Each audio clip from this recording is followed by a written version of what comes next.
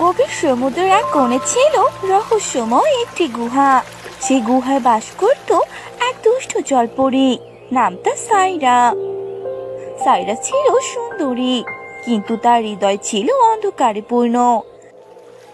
মানুষের নৌকা ডুবে গেলে সে আনন্দ পেত, আর তার মায়াবী সুরে মানুষকে গভীর সাগরে টেনে নিয়ে যেত।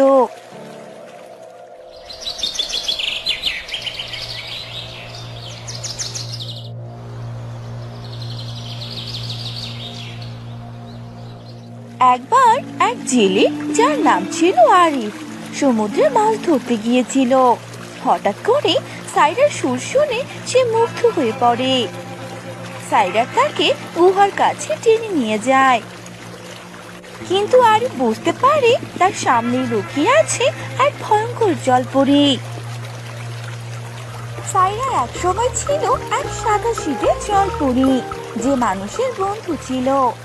কিন্তু একদল মানুষ তার পরিবারের সব জলপরীদের বন্দি করে নিয়ে যায়। তখন থেকে সে প্রতিজ্ঞা করেছিল মানুষকে কখনো ক্ষমা করবে না। আরিফ বুঝলো সাইরার রাগ মানুষের প্রতি। সে তাকে বোঝানোর চেষ্টা করলো। তুমি কি জানো, সব মানুষ খারাপ নয়। আমি তোমার ক্ষতি করতে চাই না।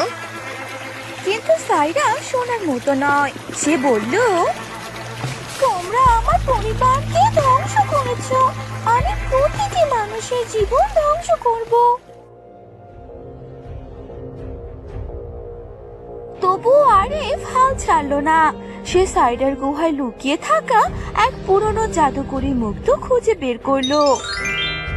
মুক্তটি ছিল সাইডার হারানো পরিবারের স্মৃতি।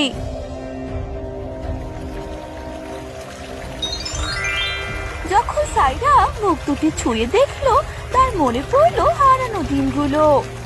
তার ক্রোধ ম্লান হয়ে গেল, আর সে কোমল হৃদয়ের জলপরি হয়ে উঠলো। সাইরা আরিফকে বলল, তোমার কথা সত্যি ছিল, মানুষের ভালো দিকও আছে।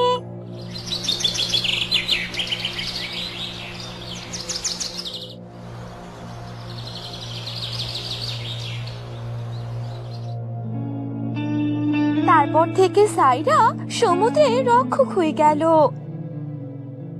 এই গল্প আমাদের শেখায় প্রতিশোধের চেয়ে ক্ষমা এবং ভালোবাসা অনেক শক্তিশালী।